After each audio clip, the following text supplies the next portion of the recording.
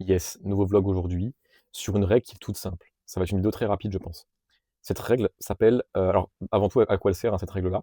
À l'heure actuelle, pourquoi tu es lent? Pourquoi tu es lent? Pourquoi tu arrives pas à avoir ce que tu veux vite? Pourquoi tu n'y arrives pas? C'est parce que tu es victime de 2 choses. La première, c'est la loi de Parkinson. Est-ce que tu sais ce que c'est la loi de Parkinson? C'est une loi qui dit que plus tu as de temps pour arriver à un résultat, plus tu vas réfléchir lentement. Autrement dit, si demain je te dis: «Mec, tu as 10 ans pour construire un business en ligne qui fait 2 cas par mois». 10 ans. Tu vas te dire, «Ça va, 10 ans, j'ai 10 ans». 10 ans!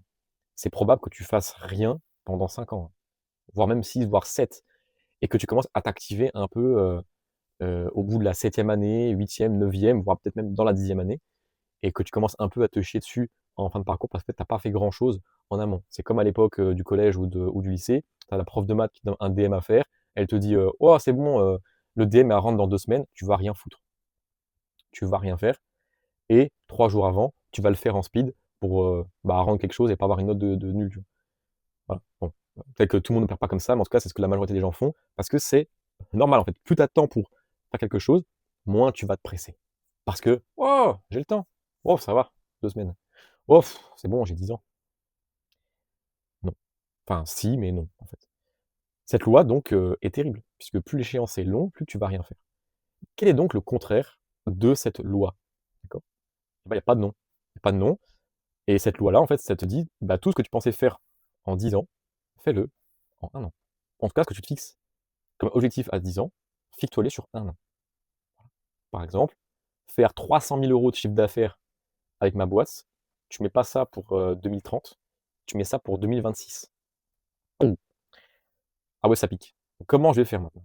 Comme tu as réduit l'échéance, ça va pousser ton cerveau à réfléchir beaucoup plus vite. Et ça, c'est un des problèmes de tous les gens dans plein de domaines qui débutent en général, c'est que, et moi y compris, je pense être victime de ça à mon échelle, encore une fois, je suis le mec rapide des gens qui débutent, mais je suis le mec lent des gens qui sont plus avancés que moi. Eh bien, c'est que tu arrêtes de réfléchir trop vite. Quand tu te donnes le luxe d'avoir plein de temps, tu arrêtes de réfléchir trop vite. Ton cerveau est capable de réfléchir rapidement, mais tu n'exploites pas ça, puisque tu te donnes trop de flexibilité, en fait, trop de dispersion, trop de comment dire? Tu es oisif, voilà, c'est le terme.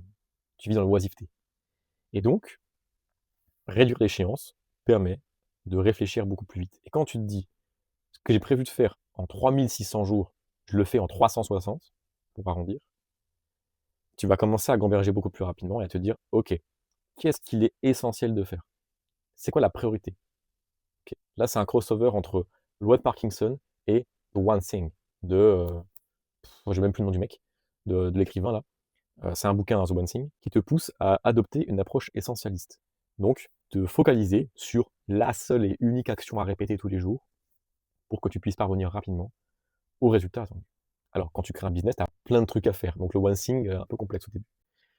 Mais si ton One Thing, c'est créer ton business, ton One Thing, la seule chose en français, mais j'aime pas parler en anglais. Mais si ton seul but dans la vie, pour l'instant, c'est créer ton business en ligne, tu écartes tout ce qui est autour. Triangle des ressources, allez voir avant. Tu écartes ce qui est autour, et ton seul but, la seule chose, ton one thing, eh bien, c'est bien ton business en ligne. Et donc, tu fais converger toutes tes actions vers le business en ligne. Sachant que ton one thing, il a des one thing en lui-même. Donc ça, c'est encore un autre problème. Mais ton seul but, il a aussi des seules tâches importantes à remplir pour pouvoir arriver à des résultats. Donc c'est une autre mécanique, tu vois. Donc, tu as ça déjà, en fait. Raccourcir l'échéance permet de penser plus rapidement et adopter une approche essentialiste. Tu te disperses pas, tu te dis: «Bon, j'ai qu'1 an pour faire ce que je voulais faire en 10 ans, donc j'ai pas trop le temps de penser à autre chose. Je mets la patate et j'y vais». Dis-toi un truc, même si tu arrives à la base, tu te dis 10 ans. Je fais de 10 ans, je fais à 1 an, en fait. Même si tu arrives à l'objectif fixé en 3 ans, tu auras toujours été beaucoup plus rapide qu'un mec qui aurait donné 10 ans pour l'atteinte du résultat. Le but, c'est pas que tu arrives vraiment à faire en 1 an ce que tu dis. Enfin, si tu y arrives, magnifique, c'est incroyable. La proba que ça arrive, elle est, peu élevée, elle est existante, mais elle est peu élevée. Donc certains vont vraiment réussir, tu vois? Mais le but, c'est de pas penser trop lentement. Donc si tu te fixes une échéance de 1 an et que tu arrives à faire tout en 2 ans et demi, 3 ans, voire 4 ans, tu auras toujours été plus rapide qu'un mec qui se serait donné 10 ans. Tu comprends le coup?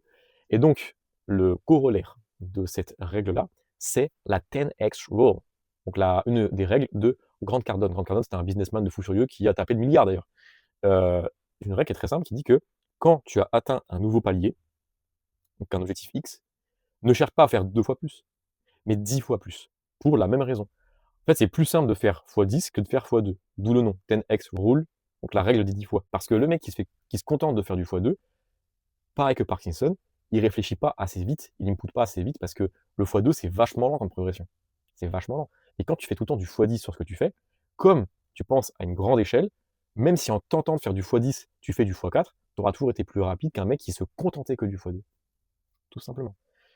Alors là, on pourrait me dire, bah Théo, t'as qu'à faire x100. Alors, faut pas être idiot non plus. x100, alors tu peux essayer de faire du x100. Mais encore une fois, hein, triangle des ressources, tu vas te tuer pour arriver au x100. Mais je te le souhaite, si pour toi, c'est OK de plus avoir de relations et plus de santé pendant 1 an, 2 ans, 3 ans, j'en ai aucune idée, fais ton x100, mon pote. Mais la règle de Rank c'est x10. Donc moi, je parle du x10. Mais tu peux faire un x100 si tu veux faire un x100. Le principe, c'est le même. Et tu vas te dire, pourquoi faire un x10 alors que moi, je peux faire un x100? Fais un x100. Le monde te regarde et j'espère que tu arriveras à faire un x100. Vas-y, je te souhaite de réussir. Mais c'est extrêmement énergivore. Donc peut-être que tu y arriveras. Je l'espère, je te le souhaite. Mais la règle, c'est 10 fois. Donc je parle de la règle avec le nom qu'elle a. Donc voilà, tout simplement. Faut pas, en fait, penser petit. Il faut penser grand. Mais suffisamment grand, en fait. Il faut tout le temps se situer au-delà de ta limite, mais pas trop loin pour pas être en pur danger, hein, d'accord? Mais ni trop bas pour pas être dans le confort. Faut que tu te situes juste au-dessus de ta limite, d'accord? Mais limite atteignable et qui te stimule quand même. Tu vois ce que je veux dire? Donc voilà, vidéo courte aujourd'hui par rapport à Parkinson, la règle des 10 fois et le one thing. C'est 3 choses qui sont vraiment liées. Pourtant, ce sont 3 choses différentes dans 3 livres différents. Je sais pas pourquoi, mais pourtant les 3 sont liés. Donc voilà, faites un point entre les 3. C'est souvent comme ça, hein, les bouquins de business ou les bouquins de dev perso ou les lois, les trucs psychologiques comme ça, sont tout le temps traités de façon unitaire dans des bouquins. La vérité, c'est qu'il faut tout compiler ensemble pour en tirer des principes comment dire, qui sont interdépendants. Donc voilà, vidéo très courte aujourd'hui. Prochain vlog sur, je ne sais pas, surprise.